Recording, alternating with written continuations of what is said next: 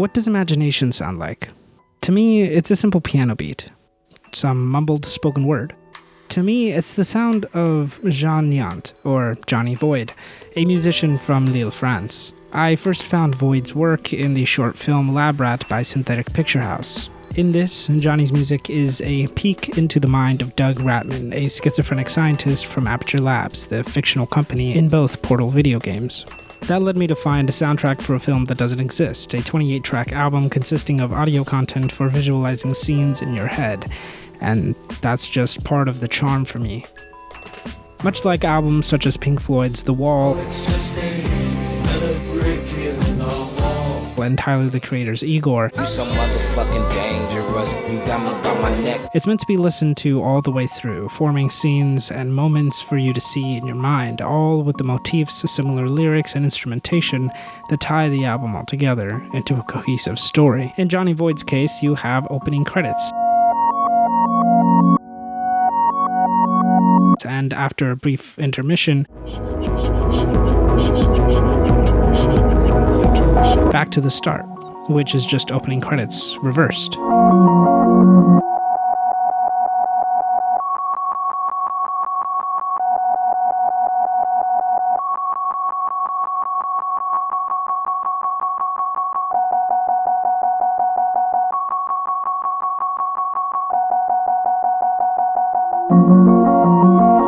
As though through similar shots in films to symbolize a return to an earlier state in the film, the familiar sounds take you back to the beginning of the album, or Lille, which uses sounds from Jean's actual hometown to encapsulate what growing up there must have been like.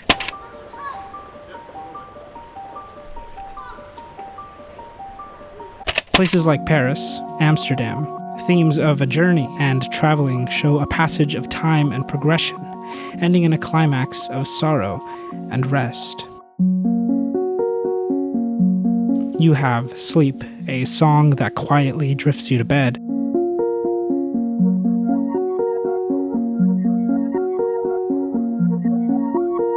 And similar ethereal reversal sounds are used in A Dream that somehow makes the two songs feel like one.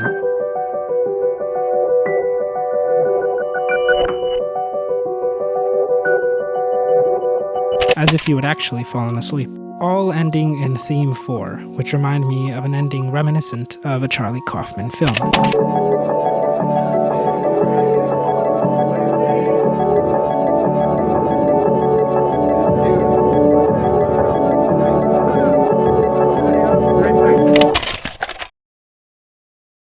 Still Images and Other Dreams, his 11-track album, is released.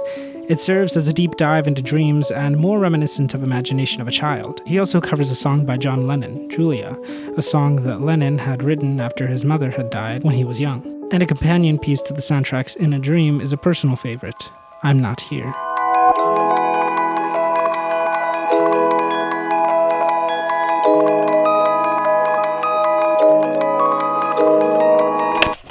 L'Esprit d'Escalier is a bit darker, with diminished chords and sampling of different films, a running motif as he starts to experiment more with his music.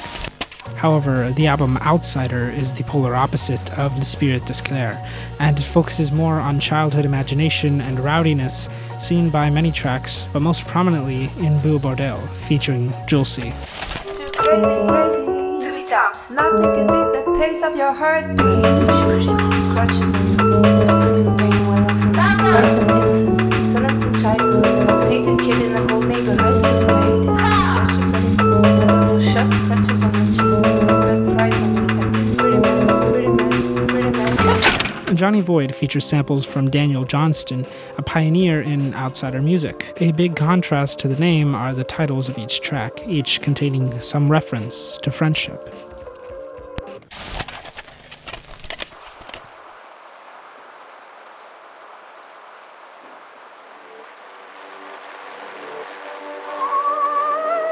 Don't begins with the haunting sounds of Zero de Conduite, a French film that Jean had watched back at home. Lumiere also shows Void's use of diminished chords and jazz influence on his music. The songs Watashi and Asa Nishimasa introduced me to more media that I never would have possibly found were it not for his music.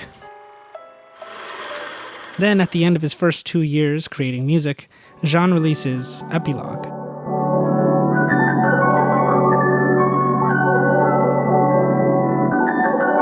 It opens up with a haunting rendition of Gymnopédie 1, a cleverly chosen sample to denote the beginning of an end.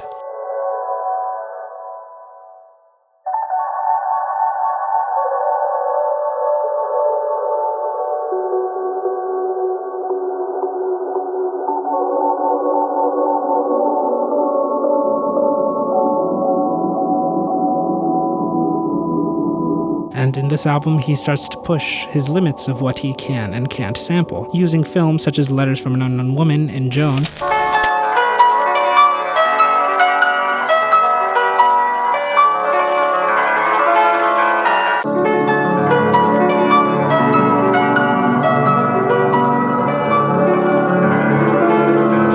and also samples Kate Bush in the song of the same name.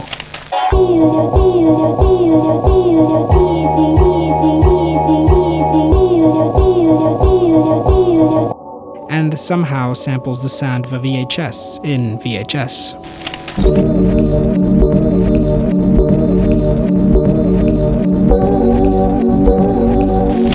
The cover of Avoid, a clever play on words, shows an empty film screen, and in Stut with Ori, he stands in front of it, as if he had just come out of the screen. It was after this album where he had changed his name, and it was as though he had a visual and auditory aspect of the change through one of his last albums under the name Johnny Ripper.